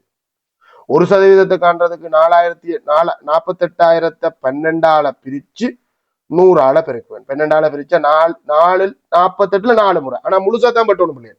48க்கு முடிய 4 போடு, மிச்ச சைவர்கள் 4,000 முறை. 4,000 தர 100, 4 லட்சம் ரூபாய் 4ஆம் கட்ட வருமானம். ஆகவே இவருடைய மொத்த வருமானம் என்ன? மொத்த வருட வருமானம் இவ்வளத்தையும் கூட்டணும். 15, 20, 19 லட்சம். சரி ஒன்று பாருங்க, கூட்டல் பிள்ளை விட்டு சில நேரமா தான் கேட்கிறேன். மொத்தமாக இவர் 19 லட்சம் ரூபாய் மொத்த வருமானமா இருக்கும். இது வழக்கமா நாங்கள் இங்க விட கொடுப்போம். ஆகவே நீங்க இதுல எங்கேயாவது போடுங்க. இவருடைய மொத்த வருமானம் ரூபாய் 19 லட்சம், இல்ல 1,09,000,000 அந்த நேரம். அது நமக்கு தமிழ்ல சொல்லணும்னு அவசியம் இல்லையே, நம்பர்ல போட்டா சரிதானே. நாங்கள் என்ன தமிழ் பாவிச்சாலும் பிரச்சனை இல்லை, நம்பர்லானே போட போறோம். அதுல சொல்லி இருக்க புஞ்சு பேரடா கிடக்கு. அதுக்கு மேல இருக்கிற எவ்வளவாக இருந்தாலும் 12% வரிதான் அறவிடுவோம் என்று சொல்லியிருக்கு. சொன்னாலே 4ஆம் கட்டத்துக்குள்ள மாட்டி போடுறாரு. அதற்கு மேல எவ்வளவு வருமானம் உழைச்சாலும் 12%. சோ இவற்ற கணக்கின்படி பார்த்தா இவர் முதலாம் கட்டம் 4%க்கு மேல, முதலாம் கட்டம் 4%க்கு 20,000 ரூபாய் தான் வரி. 2ஆம் கட்டம் 8% படி பார்த்தா 40,000 ரூபாய் வரி. மூன்றாம் கட்டம் இவர் 5 லட்சம் ரூபாய் முளைச்சிருக்காரு பார்க்க வேண்டிய தேவை வரையிலேன்னு சொன்னா அங்க 5 லட்சம் லிமிட் பண்ணல, அங்கால இருக்க எல்லாத்துக்குமே 12% சொல்லிட்டேன். இல்லைன்னா நான் செக் பண்ணிருப்பேன், 5 லட்சம் தானோன்னு பார்த்திருப்பேன்.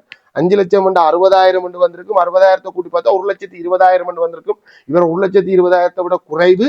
ஆகவே இவர் நான் 5 லட்சத்தை விட குறைவு என்று முடிவெடுத்து நான் போட்டிருப்பேன். இப்ப 5 லட்சம் அது கிடக்கணும், அதுல இருக்க தொகை என்னன்னு இன்னும் காணையில. ஆனா அந்த தொகை இந்த 12% வரியா கட்டணும். அந்த 12%த்தையும் சேர்த்து தான் இவருக்கு மொத்தமா 1,08,000 ரூபாய் வரி கட்டியிருக்கார். ஆகவே இவர் செலுத்திய அந்த வரி, அந்த 4ஆம் கட்ட தொகைக்கான வரியின் முதல் காணும், அதை நாங்கள் கழிச்சு காண்றோம்.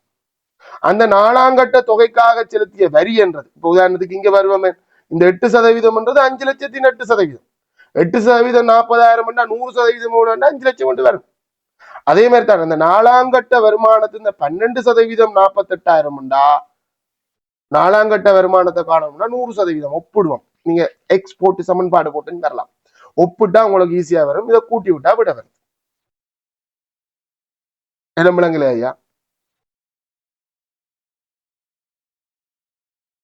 Okay right. புள்ளித்திட்டு எதை சொல்றேன் பிள்ளைகள், இதுல கொஞ்சம் புள்ளிகளை பிரிச்சு கொடுக்குறேன். இது நேரடியாக பெருக்கல் ஒரு 2 புள்ளி தான், கூட்டி விடைக்கு 2 புள்ளி தான், இதுல வேற மாற்றம் இல்லை, கூட தரையிலாம். அதே மாதிரி இங்க நீங்க 5 லட்சத்தின் 4%, இதுக்கு 2 புள்ளி தான் வரும் பிள்ளைகள், அதுல எந்த மாற்றமும் இல்லை. 20,000 ரூபாய். இதுக்கு வேணும்னா அந்த மிச்சம் இருக்கிற 4 புள்ளியையும் பிரிச்சு கொடுப்போம், கொடுக்கலாம். இது கொஞ்சம் ஓகே. என்ன செய்யணும், முதல்ல நீங்க 4ஆம் கட்ட வருமானம் வரிய காணணும், அதுக்கு 1 புள்ளி. அதாவது நீங்க எங்கேயாவது கழிச்சு காட்டியிருந்தாலும் சரி, 48,000 ரூபாய் என்றது நீங்க 4ஆம் கட்ட வருமானத்துக்கான வரி அப்படின்றதுக்கு 1 புள்ளி. 4ஆம் கட்ட வருமானத்தை காணணும், அது சமன்பாடு போட்டும் காணலாம், அதுக்கு 2 புள்ளி.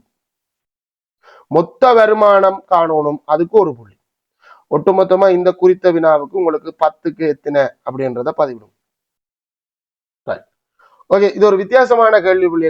நீங்க அணுகிறதே கொஞ்சம் உங்களுக்கு வித்தியாசமாக இருக்கும். 4வது வினாக வந்திருக்க நிகழ்தகவு தொடர்பான கேள்வி.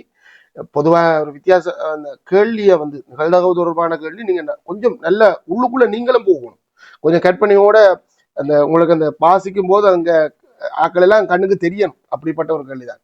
கணித புதிர் போட்டி ஒன்றில் பங்கு பெற்றி தெரிவு செய்யப்பட்ட மாணவர்கள், பங்கு பெற்றி தெரிவு செய்யப்பட்ட மாணவர்கள், இந்த தமிழ் முக்கியம். என்ற கேள்வி பின்னுக்கு அப்படிதான் வருதா, பங்கு பெற்றி தெரிவு செய்யப்படும் மாணவர்களுக்காக வடிவத்திலும் பருமனிலும் ஒரே மாதிரியான 4 ஆங்கில மொழி மூலமான கணித புதிர் புத்தகங்கள், அதை தெரிவு செய்யப்படுறேன்னா நாங்கள் செலக்டட்னு சொல்லுவோம் தானே, போட்டிக்கு போறதுக்கு ரெடி ஆயிருக்கிறேன் தெரிவு செஞ்சிருக்கிற ஆட்களுக்கு நாங்கள் புதிர் புத்தகத்தை பரிசாக கொடுக்க போறோம். ஏன்னா அவங்க அங்கே அடுத்தடுத்த கட்டத்துக்கு போறதுக்கு தேவைப்படும். ஆங்கில மொழி புத்தகத்தை E1 E2 E3 E4, அதாவது இங்கிலீஷ் மீடியம் என்ற அடிப்படையில வந்திருக்கு. 3 தமிழ் மொழி மூலமான புதிர் புத்தகங்கள் T1 T2 T3 என்று வழங்கப்பட்டுள்ளது. போட்டியில் தெரிவு செய்யப்படும் A, B என்ற இருவர் எழுமாறாக எடுக்கப்பட்ட புத்தகங்கள் 1 வீதம் பரிசாக வழங்கப்படுகிறது. 2 பேரை நாங்கள் போட்டியில தெரிவு செய்யப்பட்டு வந்திருக்கிறோம், அவைகளுக்கு புத்தகத்தை எழுமாறாக எடுக்கிறதுக்கான வசதியை நாங்க கொடுக்குறோம். ஒரு பெட்டி இருக்குது, அந்த பெட்டிக்குள்ள மொத்தம் 7 புத்தகம் இருக்கு. 1 2 3 4 5 6 7 புத்தகம் இருக்கு. அதுல 4 ஆங்கில மொழி மூலமான புத்தகம் முதலாவது ஆள் வார, அவர் எழுமாறாக கண்ணை மூடிட்டு ஒரு புத்தகத்தை எடுக்கிறார், அது உனக்கு பரிசு போ. 2வது ஆள் பிறகு வார, 2வது ஆள் வந்த அப்புறம் நான் 2வது ஆளுக்கு நான் புத்தகம் திரும்ப கொடுக்கணும். 2வது ஆள் வார, இப்ப நான் அவருக்கு அதுக்குள்ள இருந்து ஒரு புத்தகத்தை எடுத்து கொடுக்கணும். ஒரு விஷயம் என்னண்டா, ஆல்ரெடி எடுத்தவர் புத்தகத்தோட போட்டார், அவர் என்ன புத்தகம் எடுத்தாருன்னு தெரியா. இப்ப நம்ம இது நெய்யறி தொடர்பான கேள்வி, ஒன்றும் பயப்படுறது கொண்டும் இல்லை. வழங்கும் இருவரும் பரிசில் கிடைக்கும் மாதிரி வழியை தரப்பட்டுள்ள நெய்யறியில் புள்ளடி அடையாளத்தின் மூலம் குறித்து காட்டுக. ரைட். இப்ப முதலா நீங்க கேட்க வேண்டிய நெய்யறியை பொறுத்தவரைக்கும் உங்களுக்கு ஒன்று தெளிவா விளங்கும் பிள்ளைகள், ஒட்டுமொத்த புள்ளடியின் வரும் வரேலு என்று சொன்னா மூளை விட்ட முழுமையாக வராது. எப்படி அதை யோசிக்கணும்னா ஒரு புள்ளடியை போட்டுட்டு யோசி. அதாவது முதலாவது ஆளுக்கும் ஆங்கில மொழி மூலமான ஒன்றெண்டு எழுதப்பட்ட புத்தகம் கிடைச்சு அதே புத்தகம் 2வது ஆளுக்கும் கிடைக்குமா? இல்ல. ஏன், முதலாவது ஆள் எடுத்த புத்தகத்தோட ஆள் எஸ்கேப். சோ மற்ற ஆளுக்கு புத்தகம் அதே புத்தகம் கிடைக்காது, ஆனா வேற புத்தகம் கிடைக்கும். அப்ப மூளை விட்டம் முழுமையாக வராது. இதுக்கு அப்புறம் ஒவ்வொரு முறையும் யோசிக்க வேண்டாம். வராது என்று முடிவெடுத்தா மூளை விட்டம் முழுமையாக வராது, அதாவது இந்த பேரு வராது. ஏன், முதலாம் ஆளுக்கு ரெண்டு புத்தகம் கிடைத்தால் ரெண்டாவது ஆளுக்கு ரெண்டு புத்தகம் கிடைக்காது. என்ன சார் புள்ளடி போடுறீங்க? அப்ப இத்தனை வாய்ப்பு. இதுல எது வேணுமென்றாலும் நடக்கலாம். இதுல ஒன்றுதான் நடக்க போகுது. இதுல கிடைக்கக்கூடிய அனைத்து பேறுகளையும் உள்ளடக்கிய தொடையத்தான் பிள்ளை மாதிரி வழி. மாதிரி நெய்யரியும் ஒரு மாதிரி வழிதான். எஸ் என்று போட்டு தொடை வடிவில் எழுதுவோமே, நெய்யரியும் ஒரு மாதிரி வழிதான். அதே மாதிரி யாரு மரவரிப்படம், மரவரிப்படமும் மாதிரி வழி. என்ன மரவரிப்படம்? சமநேர் தகவு அற்றது. மாதிரி வழி எப்பவுமே சமநேர் தகவு உடையதாக இருக்கணும் அவசியம் இல்லை. நெய்யரி சமநேர் தகவு உடையது. எல்லா பேர்களுக்கும் வாய்ப்பு சமன். இதுல எது கிடைக்கும் என்றதை சொல்றதுக்கான எல்லாருக்குமான வாய்ப்பு சமனா இருக்கு. மூளை விட்ட முழுமையாக வராது. இதுல கவனிக்க வேண்டியது, ஒட்டுமொத்தமா புள்ளடிய போட்டுட்டு மூளை விட்டதை அழிக்கிற பிள்ளைகள் இருக்கு. சரி, அழிச்சால் சரி, வெட்டி விட்டா பிள்ளை. கீறி போட்டு பேணியால கீறி போட்டு வெட்டி விடுற பிள்ளைகள் இருக்கீங்க, அது பிள்ளை. கவனம், அழிச்சு விட்டீங்கன்னா சரி. ஒருவேளை நான் வெட்டி போனேன் சார், இனி என்ன செய்யறது? மொத்தமா வெட்டி போட்டு புதுசா ஒரு எக்ஸ்ட்ரா சீட் ஒன்று வாங்கி அதுல கீறி கொடுங்க. தஜமை இதுல ஒன்று செஞ்சு போட்டீங்கன்னா குழப்பாதீங்க. ஒட்டுமொத்தமா வெட்டி போட்டு புது தாளொண்டுல வாங்கி, இதுல இடம் கிடக்காது, உங்களுக்கு காணாது, புது தாளொண்டு வாங்கி போடும். இருவரும் ஒரே மொழி மூலமான புத்தகம் கிடைக்கும் நிகழ்ச்சியை நெய்யறியில் கட்டமிட்டு காட்டி அதன் நிகழ்தவை காண்க. இந்த கேள்விக்கு நான் சொல்லி தர்ற ஒரு கள்ள வழி. E1, E2, E3, E4 முடிய விட்டு ஒரு டொட் லைன்ல இல்லையா மெல்லிய பென்சிலால் எடுத்து ஒரு கோடக்குது, மெல்லிசாக்குது. டாக்காக்குறனால ஒரு பிரச்சனையும் இல்லை. இப்படி கிருணியண்டா 4 விதமாக கட்டங்களாக இந்த பேர்கள் பிரியும். இது 2 பேருக்கும் ஒரே ஆங்கில மொழி, இது 2 பேருக்கும் தமிழ் இல்ல, முதலாவது ஆளுக்கு ஆங்கிலம், இரண்டாவது ஆளுக்கு தமிழ், அப்படி என்று 4 கட்டமா வரும். இங்க கேட்டது இருவரும் ஒரே மொழி மூலமான புத்தகங்கள் கிடைக்கும் நிகழ்ச்சி. 2 பேருக்கும் ஆங்கிலமும் கிடைக்கலாம், 2 பேருக்கு தமிழும் கிடைக்கலாம். ஒரே கட்டத்துக்குள்ள வரணும் பிள்ளைகள். வட்டமிட்டு காட்டின்னு தான் ஃபைனல் எக்ஸாம் பேப்பர்ல கேட்பாங்க. ஒரே கட்டத்துக்குள்ள இருக்கணும் பிள்ளைகள். அதை 2 வட்டமாகவோ அப்படி எதுவும் போட்டுறாங்க. வட்டமிட்டு காட்டின்னு தான் சொல்லுவாங்க. எங்க சார் வட்டம்? அந்த வட்டத்தை நமக்கு ஏற்ற மாதிரி வளைச்சு போட்டிருக்கோம், ஆணி அடிச்சிருக்கு. வழக்கமா நாங்க வட்டத்துக்குள்ள மூலகத்தை போடுவோம். இந்த முறை மூலகத்தை வட்டத்துக்குள்ள போடுற மாதிரி வட்டத்தை அட்ஜஸ்ட் பண்ண வேண்டி இருக்கு. சரிதானே? நிகழ்தகவை காண்க. அதாவது முதல்ல மொத்தம் எத்தனை? 7 6 42. மூளை விட்டம் பெறாது இல்ல. 7 7 49 7 போடும் 42. இதுல எத்தனை இருக்கு? இங்க 6 இங்க 6 12. 12ம் 6ம் 18. ஒரு பாருங்க கூட 18 இங்கால இருக்காண்டு பாருங்க. அங்க 12 12 24 போனா 42ல 18. சரி என்ன? 12. ஆகவே மொத்த நிகழ்தகவு எவ்வளவு என்று சொன்னால் எங்களுக்கு 42ல் 18 வாய்ப்பு. சுருக்கணுமோ? தேவையில்லை. சுருக்கினா சந்தோஷம், அதுல ஒரு பிரச்சனையும் இல்லை. சுருக்கினா 7ல நாங்கள் 6ஆல விட்டக்கூடியதா இருக்கும். இங்க 7 முறை, அங்க 3 முறை. 7ல் 3 வாய்ப்பு வரும். இங்க சுருக்கணும் என்ற அவசியம் இல்லை. சரிதானே? நெய்யறிய பொறுத்த வரைக்கும் சுருக்கணும் என்ற அவசியம் இல்லை. மரவரிப்படத்துக்கு சுருக்குறது நல்ல. சுருக்காம விட்டாலும் பிழை போடுறது இல்லை. ஒரே ஒரு வருஷம் அது ஓவரா கொஞ்சம் பெரிய பின்னமாக இருக்கும் போது அதை கூடவா நீ சுருக்காம போவேன்ற கூட மார்க்ஸை வெட்டி விட்டாங்க. அதெல்லாம் நாங்க பிரச்சனை வந்து. இப்போட்டியில் 5 ஆண் மாணவர்களும் 2 பெண் மாணவிகளும் பங்கு பெற்றுகின்றனர். இந்த போட்டி, அதாவது இப்ப இந்த தெரிவுக்காக 5 ஆண் மாணவர்களும், இப்பதான் தெரிவுக்கு போறீங்க. கணித புதிர் போட்டியில் பங்கு பற்றி தெரிவு செய்யப்பட்டு இப்பதான் பங்கு பெற்றதுக்கு போறீங்க. அந்த தெரிவுன்றது இனித்தான் நடக்க போகுது. இதுக்கு முன்னுக்கு நெய்யறிக்கு முன்னுக்கு கதை. 5 ஆண் மாணவர்களும் 2 பெண் மாணவிகளும் பங்கு பெற்றுகின்றனர். தெரிவு செய்யப்படும் ஒருவர் தொடர்பாகத்தான். நம்ம 2 பேர் தொடர்பாக கதைக்கிறதுக்கு இந்த மரவரிப்படம் போதாது. ஒருவர் ஆண் மாணவனாக அல்லது பெண் மாணவியாக இருப்பதற்கான நிகழ்ச்சியை பூரணமற்ற வரைபடத்தில் காட்டுக. 5 ஆண் மாணவர்கள் நிற்கிறார்கள், 5 பேர் நிற்கிறார்கள். அதே மாதிரி 2 பெண் மாணவிகள். இதுல 2 பேர் போட்டிக்கு போனால், முதலாவதா போறால், அது போட்டியில பங்கு பெற்றது தொடர்பாகத்தான் இங்க கதை செய்யணும். இனி தெரியும் பங்கு பெற்றுபவர்கள். பங்கு பெற்றதுக்கு ஒரு ஆளை நாங்கள் எழுமாறாக அனுப்புறோம். எழுமாறாக அனுப்புறோம் என்று சொன்னால், ஆண் மாணவனாக எழுமாறா தெரிவு செய்து அனுப்புறதுக்கு 7ல் 5 வாய்ப்பு. பெண் மாணவிய முதலாவதா போட்டிக்கு தெரிவு செய்து அனுப்புறதுக்கு 7ல் 2. நாங்க 2 பேரை தெரிவு செஞ்சு விட, அதாவது 2 பேர் தெரிவாகி வந்தவர். ஆனா நம்ம 5 பேர் எல்லாரையும் தான் போட்டிக்கு அனுப்ப போறோமோ என்னவோ தெரியாது. ஆனா நாங்கள் கதைக்கிறது ஒரு ஆளை அனுப்புறது, முதலாவது ஆள் தொடர்பாக மட்டும்தான் நீங்க கதைப்படுது. இப்ப அடுத்தது அங்கால வருது. மேலே உள்ள வரைபடத்தை விரிவுபடுத்துவதன் மூலம், என்ன முடியலையா? வேற ஒண்ணுமே இல்லையே. ஆங்கில மொழி அல்லது தமிழ் மொழி மூலமான கணித புதிர் புத்தகத்தை பெற்றுக்கொள்வதற்கான நிகழ்ச்சியை நிகழ்தகவுடன் குறித்து காட்டு. இது ஒரு சின்ன சிக்கல ஒன்று இருக்கு. ஏன்னா போனவர் வெற்றி பெற்றார் ஒன்று தெரியாது. வெற்றி பெற்றாதான் புத்தகம் எடுக்க ஆளை அனுப்புறோம். முதலாவது ஆள் இவர் முதலாவது ஆள். இவர் வெற்றி பெற்று வர்றார் என்று வெப்பமன். இவர் வெற்றி பெற்று வந்துட்டால் இவர் புத்தகத்தை தெரிவு செய்ய போறார். இவர் ஆங்கில மீடியத்தில் இருக்கிற புதிர் புத்தகத்தையும் தெரிவு செய்யலாம், தமிழ் மொழி மூலமான புதிர் புத்தகத்தையும் தெரிவு செய்யலாம். இவர்தான் முதலாவது ஆள் வார. சோ இவர் ஒரு புத்தகத்தை எடுக்கிறார். அங்க 7 புத்தகமும் இருக்கும். அதுல 4 புத்தகம் அந்த மேல இருக்கிற ஆங்கில மொழி மூலமானது, 3 புத்தகம் தமிழ் மொழி மூலமானது. ஆங்கில மொழி மூலமான புத்தகம் கிடைக்கிறதுக்கு 7ல் 4 வாய்ப்பு, தமிழ் மொழி மூலமான புத்தகம் கிடைக்கிறதுக்கு 7ல் 3 வாய்ப்பு. எழுமாறாக எடுக்கிறார். ஒருவேளை அது முதலாவது ஆள் பெண்ணாக இருந்து வெற்றி பெற்று வந்தாலும் அவவுக்கும் அதே தான். அந்த ஆள் வரும்போது இவர் வரையில என்றது மாதிரி தான் இந்த கிளை. அவ வரும்போது அங்கேயும் 7 புத்தகம் இருக்கும். அதுல 4 புத்தகம் ஆங்கிலமா இருக்கும், அதுல 3 புத்தகம் தமிழா இருக்கும். அடுத்த ஆள் வரும்போதுதான் ஒன்று எடுபட்டுரும். அது எது எடுபட்டுன்னு தெரியாது. ஏன்னா முதலாவது ஆள் வந்தது தமிழ் எடுத்ததோ இல்ல ஆங்கிலம் எடுத்ததோன்னு தெரியாது. சோ அதுல கிளகுறது நம்ம அடுத்த ஆளுக்கு கிளகுற முடியாது, முதலாவது ஆளுக்கு கிளகுறலாம். அதுதான் இங்க மேலே உள்ள வரவிலக்கணத்தை விரிவுபடுத்துவதன் மூலம் ஒருவர் ஆங்கில மொழி அல்லது தமிழ் மொழி மூலமான புது புத்தகத்தை பெற்றுக்கொள்வதற்கான நிகழ்ச்சியை நிகழ்தகவுடன் குறித்து காட்டு. இதான் அந்த நிகழ்தகம். இப்போட்டியில் தெரிவு செய்யப்பட்ட பெண் மாணவிக்கு ஆங்கில மொழி மூலமான புது புத்தகத்தை பெற்றுக்கொள்வதற்கான நிகழ்தகவு. பெண் மாணவிக்கு ஆங்கில மொழி மூலம் பின்ன பெருக்கல்ல வந்துடும். 7ல் 2 தர 7ல் 4. பெண் மாணவி தெரிவு செய்யறதுக்கு 7ல் 2, அவருக்கு ஆங்கில மொழி மூலமான புத்தகம் கிடைக்கிறதுக்கு 7ல் 4. சோ மொத்தத்துல அவருக்கு 49ல் 8 சந்தர்ப்பம் பெண் மாணவி ஒரு ஆள் ஆங்கில மொழி மூலமான புத்தகத்தோட வெளியேறதுக்கான வாய்ப்பு. அவ்வளவுதான் நிகழ்தகவு கேள்வி. கொஞ்சம் தமிழ் கவனமா இருந்தா இது முடியும் உங்களால. நெய்யறியில முழுமையாக புள்ளடிகளை குறிச்சு காட்டுறதுக்கு 2 புள்ளி, மூளை விட்டத்தை விட்டு, சரிதானே?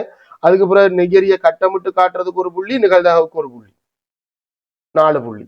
இந்த கிளையில இந்த 7ல் 5 என்றதை போடுறதுக்கு 1 புள்ளி வரும். இந்த கிளைக்கு 1 புள்ளி, இந்த கிளைக்கு 1 புள்ளி வரும். இந்த கிளை சேமா வரும்ன்றது சில நேரம் பிடிவிடாமலும் இருக்கும், சேமா வரும். இது ஒரு சாரா நிகழ்ச்சி. ஆறா இருந்தாலும் முதலாவது புத்தகம் எடுக்கிறது எல்லாருக்கும் வாய்ப்பு ஒன்றுதான். சாரா நிகழ்ச்சி அந்த அடிப்படையில சார் அங்க சார் நிகழ்ச்சி நாங்க காய்ச்சது 2வது ஆளும் வரும்போதுதான் அது சார் நிகழ்ச்சி. இது முதலாவது ஆள் தொடர்பானது மட்டும்தான். ரைட். இதுக்கு பிறகு இங்க உங்களுக்கு இந்த நிகழ்தகவுக்கு 2 புள்ளி வரும். ஏன்னா 1 புள்ளி என்ன எஸ் ஆகுது, 1 புள்ளி கூட்டி கொடுக்கணும். நாங்கள் 1 புள்ளி எங்க கொடுப்போம்? இந்த கிளையில இது ஆல்ரெடி 7ல் 2 சொன்னாடி நேரடியாக 7ல் 5 சொல்லலாம். அப்ப இதுக்கு கொடுக்கலாது. வேணும்னா நாங்கள் இதுக்கு கொடுப்போம் பிள்ளைகள். அந்த கட்டமிட்டு காட்டி நிகழ்தகவுக்கு வேணும்னா 2 புள்ளி கொடுப்போம். ஆனா உண்மையா அந்த 1 புள்ளி எங்கேயாவது ஒரு இடத்துல யாருக்கும் ஒரு காலுக்கு கூட்டி சொல்லப்படும். இந்த குறித்த வினாவுக்கு உங்களுக்கு 10க்கு எத்தனை என்று சொல்லுங்க. ஆண் மாணவர்களும் 2 பெண் மாணவிகளும் அந்த போட்டியில பங்கு பெற்றதுக்கு நிக்கிறேன். பெண் மாணவிகளை நான் ரெட் கலர்ல போடுறேன். ரைட். நான் என்ன செய்ய போறேன்னா எழுமாறாக ஒரு ஆளை தெரிந்தெடுத்து அவர் அந்த புத்தகத்தை எடுக்கிறதுக்காக அனுப்புறேன். தெரிந்தெடுத்தவரை புத்தகத்துக்கு அனுப்புறதுக்கு எடுக்கிறதுக்காக. நான் இதுல யார வேணுமென்றாலும் தெரிஞ்சிருக்கலாம். அங்க புத்தக பை கிடக்கு, அங்க புத்தக பை கிடக்கு. அந்த புத்தக பை இப்பதான் நாளை முதலாவது ஆளையே தெரிவு செஞ்சு அனுப்ப போறேன். அங்க மொத்தம் எத்தனை புத்தகம் இருக்கு? 7 புத்தகம் இருக்கு. அதுல 4 புத்தகம், நான் 4 புத்தகத்தை ஒரு கலர்ல போடுறேன். 4 புத்தகம் ஆங்கில மொழி மூலமானது, 3 புத்தகம் தமிழ் மொழி மூலமானது. நான் ஆரை இதுல ஆண் மாணவனை ஒரு ஆளை தெரிவு செஞ்சும் புத்தகத்தை எடுக்க அனுப்பலாம், இல்ல பெண் மாணவி ஒரு ஆளை தெரிவு செஞ்சும் புத்தகத்தை எடுத்து அனுப்பலாம்.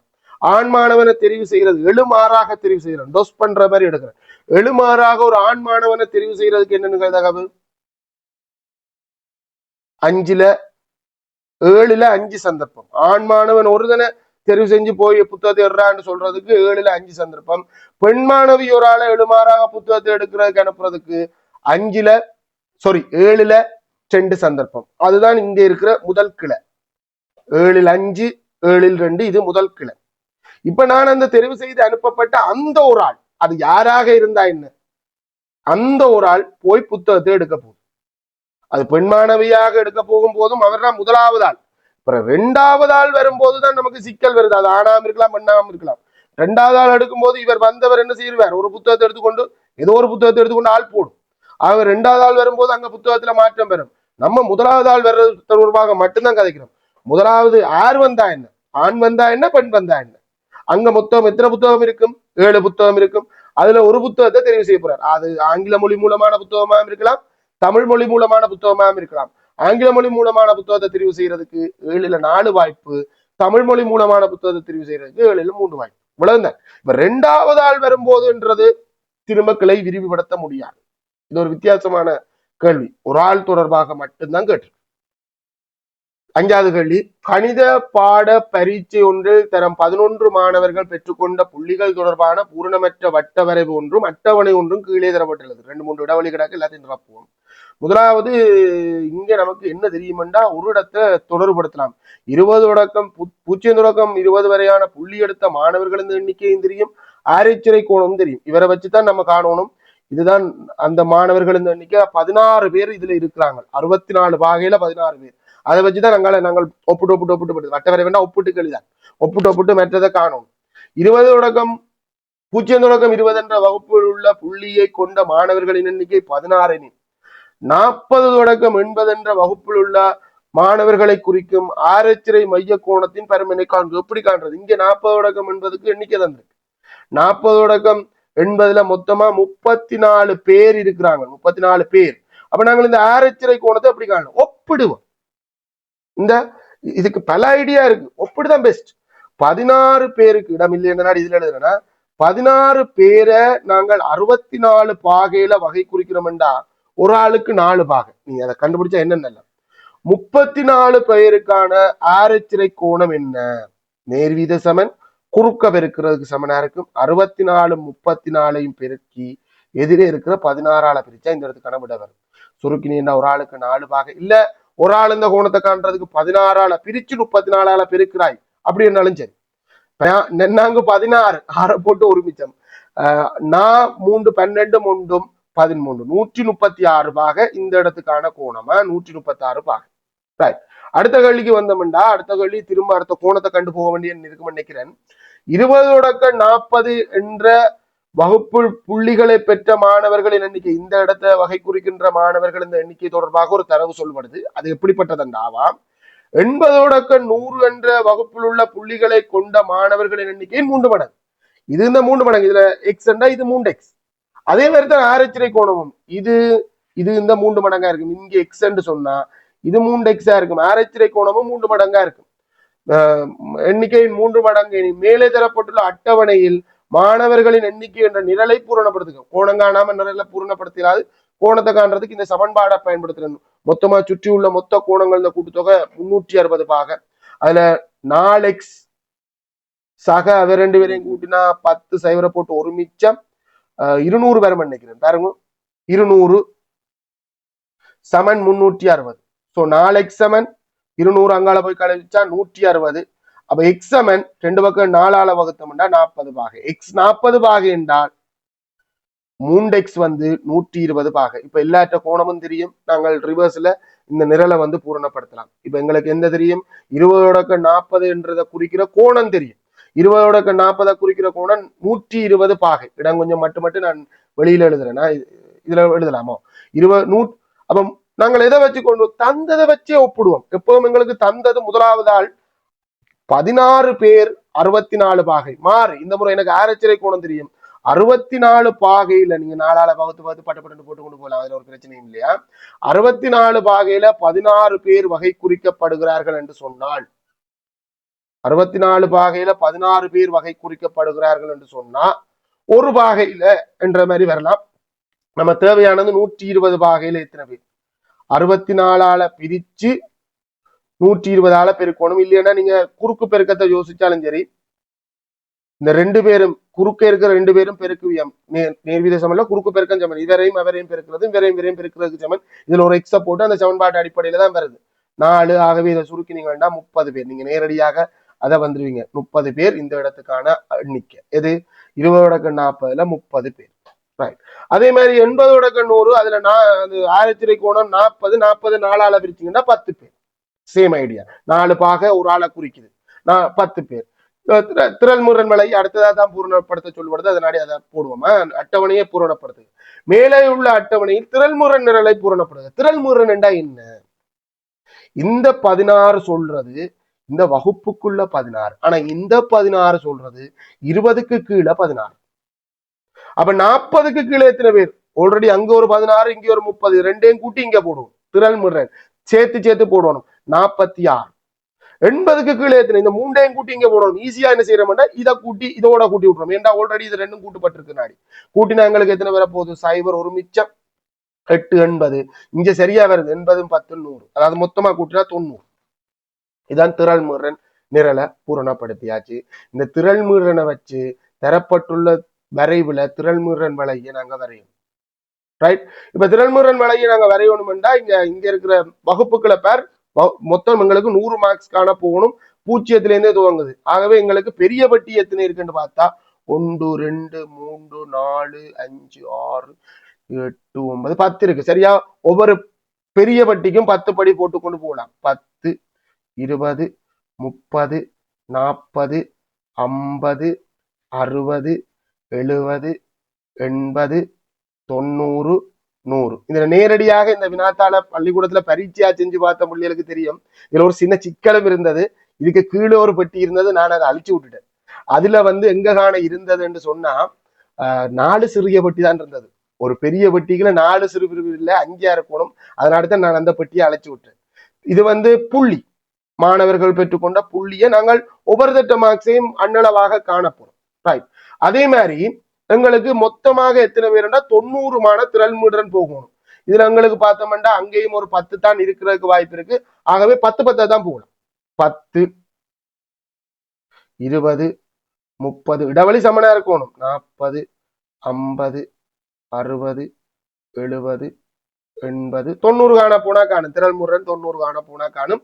சரி, இப்ப அந்த ஒவ்வொன்றையும் குறிச்சு கொள்வோம். எங்க ஸ்டார்ட் பண்ண போதும் எல்லா வகுப்பும் உற்பத்தியில இருந்து ஸ்டார்ட் பண்ணும்போண்டா இல்ல, 0க்கு கீழே யாரும் இல்லை. இது 0 உற்பத்தியில ஸ்டார்ட் பண்ணும். எல்லா திரள்முறையும் 0 ஸ்டார்ட் பண்ணணும் இல்ல, முதல் வகுப்பு இந்த கீழ் வரைப்புல இருந்து ஸ்டார்ட் பண்ணும். சரிதானே?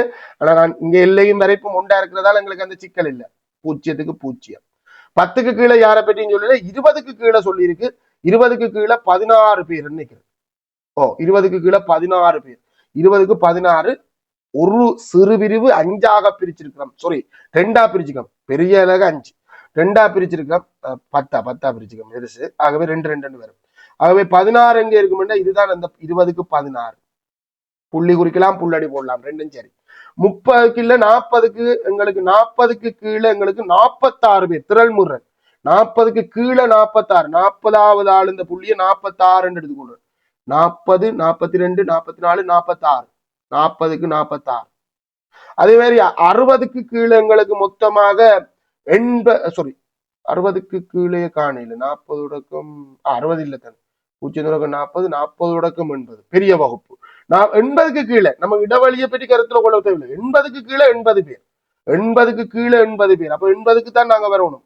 80க்கு கீழே 80 பேர். இந்த இடம் இடையில ஒரு வகுப்பு இரட்டிப்பு வகுப்பா இருக்கு. அது வளைகுறு வரையங்குறும் போதுதான் 2ஆல பிரிச்சு போடணும். திரள்முரண் வலையை 80க்கு கீழே என்றுதான் சொல்லுது. 80க்கு கீழே 80 பேர். அதே மாதிரி 100க்கு கீழே 90 பேரும் 100க்கு கீழே தான். 90 பேரும் 100க்கு கீழே தான் இங்க வரும். இப்ப இந்த திரள்முரண் வலையை நீங்க ஒப்பமாக வரையணும். ஒப்பமாக வரைகிறதுக்கு கூட கையால தாண்டா வரைகிறது. அதை நீங்க ஒரு சின்ன டெக்னிக்கை வச்சு நீங்க பிடிச்சிருவீங்க. அது ஒரு பெரிய விஷயமாக இருக்காது. முறிகோடு இல்லாத மாதிரி. இந்த திரள்முரண் வலை என்னன்னா நாங்கள் ஒவ்வொரு தட்ட புள்ளியும் கெஸ் பண்றோம். முன்னுக்கு இருந்து ஆக்களை ஓடர்ல அடுக்கிறது மாதிரி தான் திரள்முரண் வலை சொல்லும். திரள்முரண் வலையை பயன்படுத்தி 70லும் அதிகமாக புள்ளி பெற்ற மாணவர்களின் எண்ணிக்கையை காணும். திரள்முரண் வலை என்னண்டா சிறிதுல இருந்து பெரிது நோக்கித்தான் அடிக்கிருக்கோம். சின்னல இருந்து பெருசு நோக்கித்தான் திரள்முரண் வலையில் அடுக்கியிருக்க முடியும். அதாவது என்ன சொல்ல வாரணுண்டா, முதலாவது ஆள் எத்தனை புள்ளி பெற்றிருப்பான்ன்றதை இந்த அட்டவணை தரும். முதலாவது ஆள் கிட்டத்தட்ட ஒரு 3 மார்க், 2வது ஆள் 2, 1 2 அப்படி என்று ஒவ்வொரு தட்ட புள்ளியும் கெஸ் பண்ற மாதிரி அடுக்கிருக்கு. இப்ப எனக்கு திரள்முரண் வலையில 70 புள்ளி, இதான் புள்ளி, 70 புள்ளியில கூடுதலாக பெற்றவர் எண்ணிக்கை வராது. 70லும் குறைவாக பெற்றாக்கள் எண்ணிக்கை தான் திரள்முரன்ல வரும். நீங்க என்ன செய்யணும்டா 70 மார்க்ஸ்ல நீ அப்படியே கூட போட்டு கொண்டு போய் வரைவுல முட்டி இங்க திரும்ப. சில நேரம் ஒரு சின்ன விலகல் இருக்கும். எனக்கு முனக்கும் இடையில வித்தியாசத்துல விடையில ஒரு சின்ன வித்தியாசம் இருக்குமாடாவா. சோ இந்த இடத்துல வருது. இந்த இடத்துல ஒரு பெரிய பிரிவை 5 பிரிச்சுக்க. Very good. 72 பேர். 72 பேர் 70 விட குறைவு. நமக்கு கேட்டது 70 விட கூட. மொத்தம் எத்தனை பேர்? மொத்தம் 90 பேர்ல 72 பேர் 70 விட குறைவு. 90 பேர்ல 72 பேர் 70 விட குறைவு. ஒருவேளை உனக்கு 73 வரலாம், 74 வரலாம், கொஞ்சம் விலகல் வரும். அந்த விடைக்கேற்ற மாதிரி தான் நீங்க விட வரும்.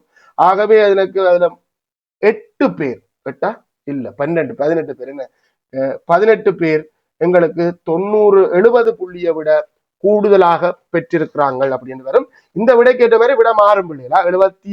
72 போட்டவனுக்கு 18, 73 சில பேருக்கு வந்திருக்கலாம், இடைக்குள்ள வந்திருக்கலாம். 73 போட்டவனுக்கு 17, சிலருக்கு 70 வந்திருக்கலாம். அது மிக சொற்பமா இருக்குன்னு நினைக்கிறேன். அந்த விடைக்கேற்ற மாதிரி மாறும். சரியான புள்ளி திட்டம் ஒரு சரியான வரைவதன் மூலம் மாறும். பிளஸ் மைனஸ் 2 பேர் 3 பேருக்கான எண்ணிக்கையில பெரிய வித்தியாசம் உங்களுக்கு தருவாங்க.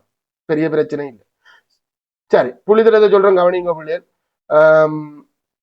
இந்த ஒவ்வொன்றுக்கும் 2 புள்ளி வரும். அதே மாதிரி இதுக்கும் உங்களுக்கு அந்த 2 புள்ளி வரும். அட்டவணைக்குள்ளேயே 2 புள்ளி வந்துடும்டா. இந்த மாணவர்கள் இந்த எண்ணிக்கை காண்றீங்க பாத்தீங்களா, அதுக்கு 2 புள்ளி வரும். கொஞ்சம் புள்ளி கொஞ்சம் இதுக்கு கூடத்தான் வரப்போகுது. அந்த மற்றபடி ஆராய்ச்சி கோணம் அதுக்கெல்லாம் புள்ளி வழங்காம அந்த 2 புள்ளி எல்லாம் அதுக்கானது தானே. ரைட். திரள்முரண் வளைய வரைகிறதுக்கே 3 புள்ளி வழங்கப்படும். புள்ளி குறிச்சு திரள்முரண் வளைய வரைகிறதுக்கே உங்களுக்கு 3 புள்ளி வழங்கப்படும்.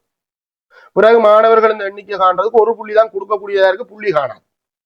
ஆகவே இந்த குறித்த வினாவுக்கு உங்களுக்கு 10க்கு எத்தனை, மொத்தமா 5 கேள்வி பார்த்திருக்கோம், 50க்கு எத்தனை என்றே சொல்லலாம். பகுதி ஒன்று முழுமையாக செஞ்ச பிள்ளைகள் 100க்கு எத்தனை என்று சொல்லுங்க. அப்பதான் எனக்கு தெரியும் நீங்க செய்யறது எவ்வளவு தூரத்துக்கு இருக்கு, நாங்கள் என்ன எவ்வளவு இம்ப்ரூவ் பண்ணணும் என்ற விஷயத்த பார்க்கலாம். இதுல திரள்முரண் வரை கொஞ்சம் முக்கியம். இதே டைப்ல இவங்க எதிர்பார்க்கிறாங்க, வடக்கு மாகாணம் எதிர்பார்க்கிறாங்க, நானும் எதிர்பார்க்கிறேன். இதே டைப்ல இருக்கிற ஒரு பாஸ் பேப்பர் வர்றதுக்கான வாய்ப்பு. பாஸ் பேப்பர் மீன்ஸ் உங்களுக்கான ஃபைனல் பேப்பர் வர்றதுக்கான வாய்ப்பு.